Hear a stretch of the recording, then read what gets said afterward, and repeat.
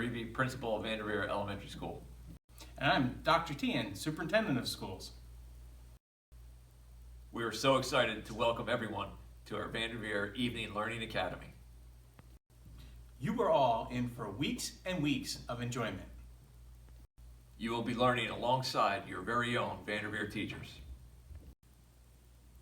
Also, we have teachers and administrators from across the district that will be bringing you fun learning experiences.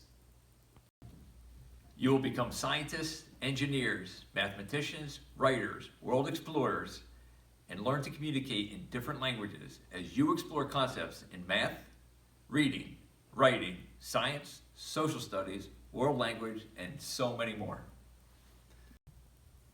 Thank you so much for joining us tonight, and we encourage you to visit often and view other lessons in our learning library as we add to the videos each week. Enjoy!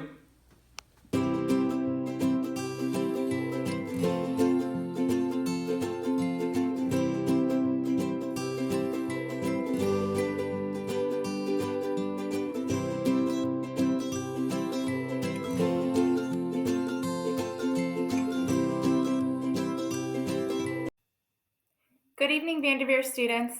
My name is Mrs. Bateman, and if you started school at Vanderveer in the preschool, you may know me as one of your first teachers ever. So tonight, I'd like to talk to you about friendship skills and problem-solving skills. Because let's face it, we all have friends, and sometimes we all have problems that we need to solve also. So it's very important. And I'd like to start out tonight with one of my favorite stories called The Sandwich Swap. If you've heard this story before, tap your head. Not too many of you, so let's start. The Sandwich Swap. It all began with a peanut butter and jelly sandwich. And it ended with a hummus sandwich. Do you like peanut butter? Or do you like hummus? I like both, to be honest. Selma and Lily were best friends at school.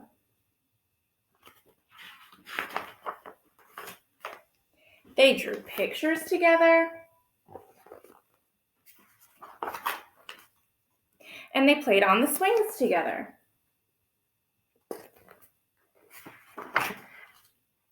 They jumped rope together.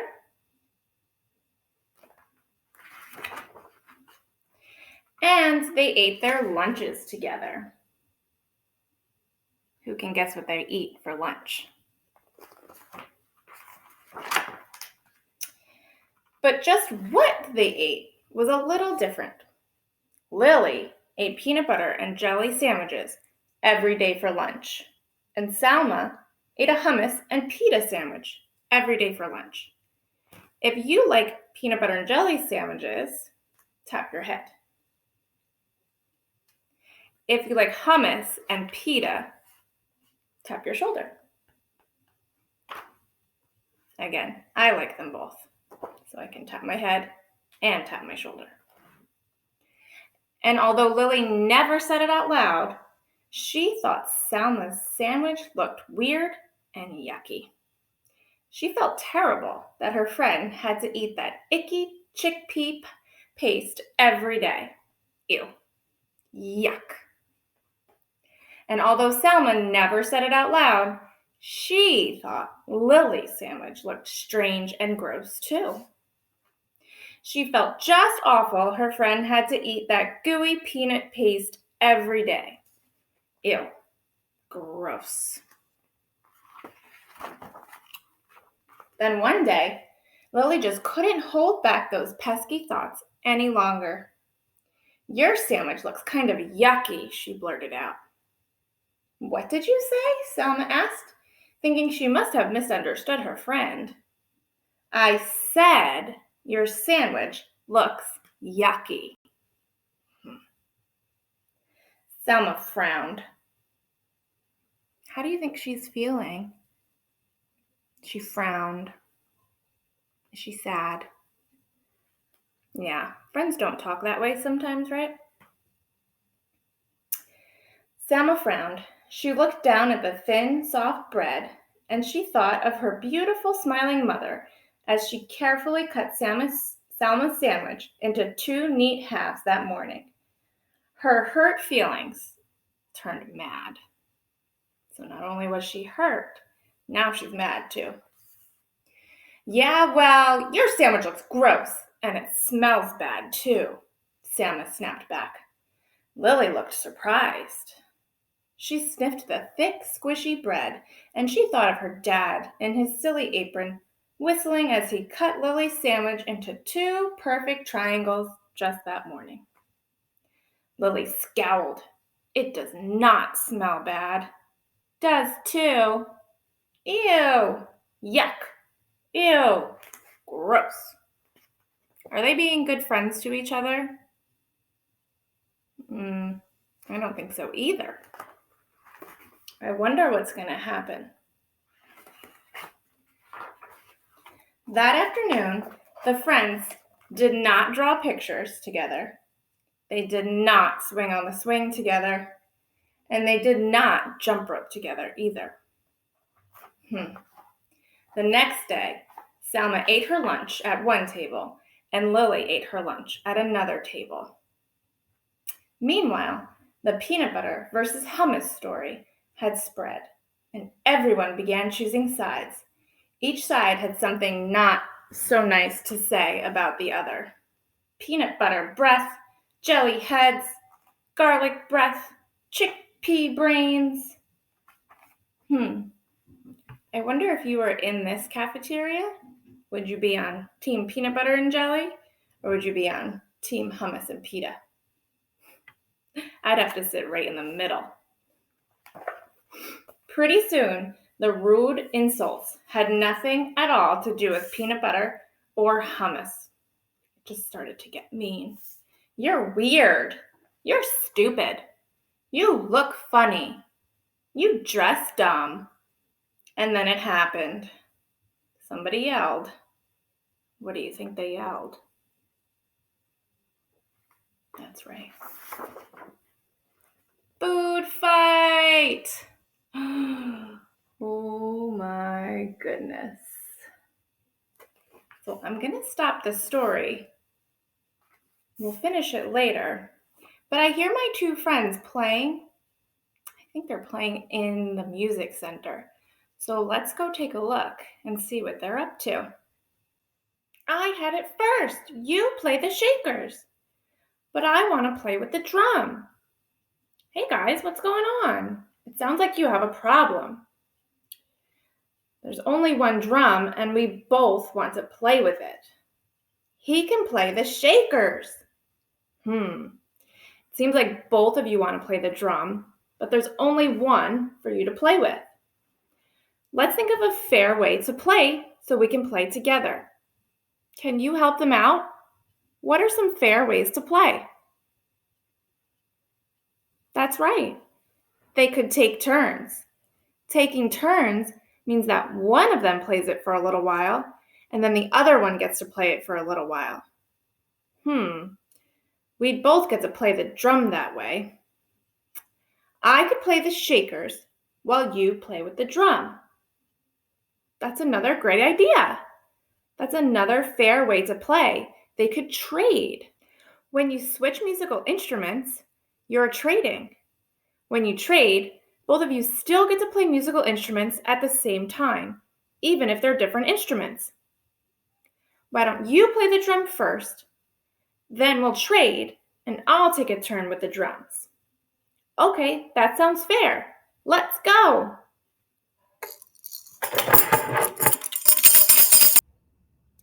Let's take a look at another scenario.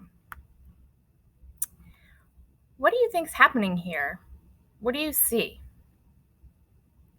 Here is Tim and Kara. Both children want to play store, and both children want to play with the toy cash register. Think about what Kara and Tim can do. What do you think? That's a great idea. They could take turns. If you had that same idea, pat your elbow. Is it fair for Kara to keep Tim from playing with the cash register? No, I don't think so either. How might Tim feel? Sure, he might be sad or even angry. The toys belong to the school, and all children should get a chance to play with them. Tim asks Kara if he can join in. We can play together with the cash register, Tim says. Playing together with something is a fair way to play. Kara likes the idea, and she has fun playing store with Tim and playing together with the cash register. Fair ways to play. Number 1, play together. Use the materials to have fun together. Number 2, trade. Trading is a good solution when you both have a toy to play with. When you're all done playing, simply ask to trade your toy for the toy you want to use next. Number 3, take turns. When you're finished playing with the toy, you can give it to somebody else so they can have a turn playing with the toy also. Earlier, you learned about 3 fair ways to play: trading, taking turns, and playing together. I think I hear my 2 friends again, so let's see what they're up to. Let's play with Play-Doh. No, let's play with dinosaur books. What are you guys talking about? I really want to play with Play-Doh, and I really want to look at the dinosaur books. It sounds like you both want to have fun together, but you want to do different things. Think about the fair ways to play that you learned about earlier. That might help you figure out a way that you can play and have fun together. You talk, and I'm going to ask the audience to see if they have any ideas. How can the fair ways to play help our friends play together? Those are some really good ideas. Let's see what they decide. We're going to take turns. First, we're going to look at a dinosaur book. Then, we're going to make dinosaurs out of Play-Doh. Wow, you found a way to have fun together and play fairly. Go have fun. You just saw my 2 friends wanted to do something together, but they wanted to do different things. They were able to decide on a fair way to play. Take a look at this photo. What do you see? And what is happening? Rico and Dakota want to play doctor's office. Both boys want to be the doctor. They are arguing about who should get to do it. Are Rico and Dakota having fun? No. If you had the same idea, raise your hand. Are Rico and Dakota having strong feelings? Yes. Do they need to calm down? Yes, maybe they do. Let's practice calming down. First, you're going to put your hands on your tummy and say, stop. Go ahead, you try it. Stop. Next, you're going to name your feeling. So maybe you're feeling upset. You can say, I feel upset. Or maybe you feel mad. I'm feeling angry. And finally, you're going to take belly breaths. Let's try 3. Breathe in. Breathe out. Breathe in. Breathe out. One more. In and out. Okay, let's get back to Rico and Dakota, who are upset and arguing because they both want to be the doctor. Think about how Rico might feel if Dakota said, if I can't be the doctor, I won't play with you. Right, he might feel angry or sad. If you had the same idea, clap 2 times. What is a fair way Rico and Dakota can play? Rico and Dakota talk about different ideas. They decide it would be fair for them both to be doctors. And they both feel happy and have fun. So tonight you learned that friends can work together to find fair ways to play so both friends can have fun. Earlier you learned about having fun with friends. Sometimes friends want to play different things. You learned that when you find fair ways to play, both friends have fun. My friends are playing again. I wonder what they're doing. You finished making the pizza and put it in the oven. Okay, I'll put on some cheese. Then I'll put on some pepperoni. Hello, what are you making? Pizza. He makes the pizza in our restaurant and then I serve it to our customer. But who is the customer? We need someone else to play. What's a friendly way to invite someone to play with you? Invite means to ask someone to play. That sounds like a really good idea. Why don't you try it?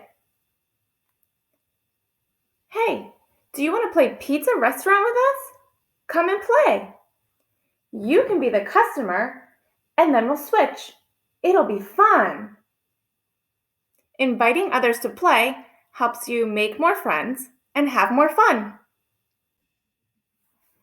You just saw that my friends invited or asked another child to join them and play pizza restaurant. It was fun to have another friend play with them. Take a look at this photo. What do you see or what do you think is happening? This is Bethany. She is at the Play-Doh table. She is having fun making little animals. Bethany notices Shin standing nearby. He is watching the children at the Play-Doh table. There's room at the table for Shin. Should Bethany invite Shin to play?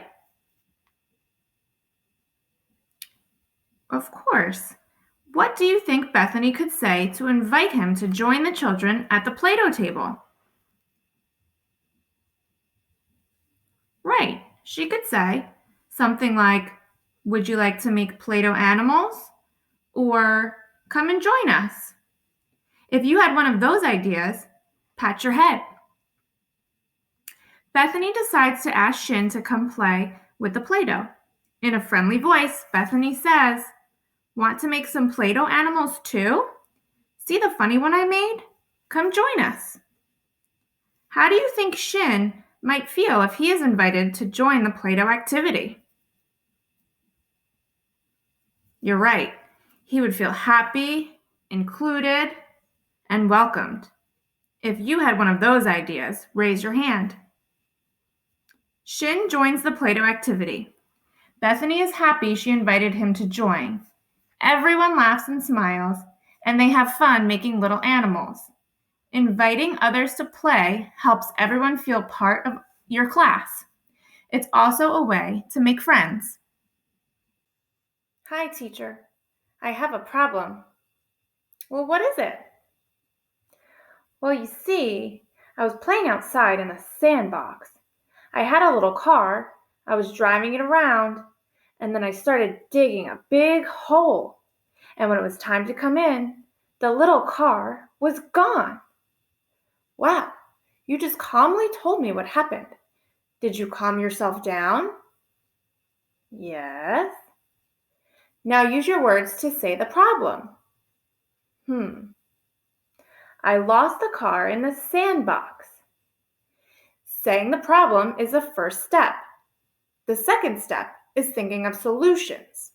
That means coming up with 2 ideas to solve the problem. Can you think of 2 solutions? While he's thinking of his solutions, do you have any ideas? I have 2 ideas. I could dig in the sand by myself, or I could ask some friends to help me look. What are some of the solutions that you came up with? What do you think is going to work the best? I think I'll ask some friends to help me look. It will be much quicker. I agree. It will be quicker, with more hands to dig. Let me know if you find the car. We've been learning about solving problems. The first step is to say the problem. The second step is to think of safe solutions. Take a look at this photo. The first photo on the left is Riley and LaDonna. They're having a problem. What do you see, or what is happening? What clues in the first photo tell you that there is a problem? That's right. They have angry faces, and they seem to be pulling on the coat. Riley is mad. She is trying to pull the firefighter coat away from LaDonna. Is that a safe thing to do? No, I didn't think so. Think about how to say what the problem is. That's right. Both girls want to wear the firefighter clothes. If you had that same idea, clap 3 times. Riley and LaDonna both want to wear the firefighter clothes. They are having strong feelings and need to calm down. I know you know how to do that from earlier. After calming down, Riley and LaDonna think of safe solutions. What are some safe solutions? That's right. They could take turns, or one of them could play with something else. Those seem like fair ways to play. What do you think is the best solution? I like all of those ideas. You're learning how to solve problems. If you're having strong feelings, you need to calm down first. When you are calm, use your words to say the problem. Then, think of safe solutions. All right, where were we? We were at the food fight. Let's finish the story. Peanut butter and hummus sandwiches and other lunch favorites began flying back and forth between both sides of the lunchroom.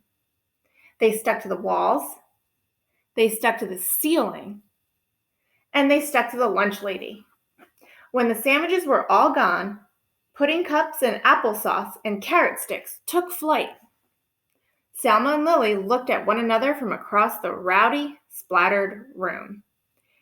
They both felt ashamed by what they saw. Wow. Here's Lily, and here's Selma, and they don't like what's going on. I wonder how they're going to solve their problem. They both felt really ashamed when the principal called them into her office, after they helped clean up the mess, of course. The following day, Selma sat her lunch down across from Lily's. The two girls nibbled on their sandwiches in silence. Finally, Lily got up the courage to speak. Would you like to try a bite of my peanut butter and jelly? Selma grinned. Sure, why not? Would you like to try my hummus and pita? Lily laughed. I'd like that. On the count of 3. Okay, on the count of 3. 1, 2, 3.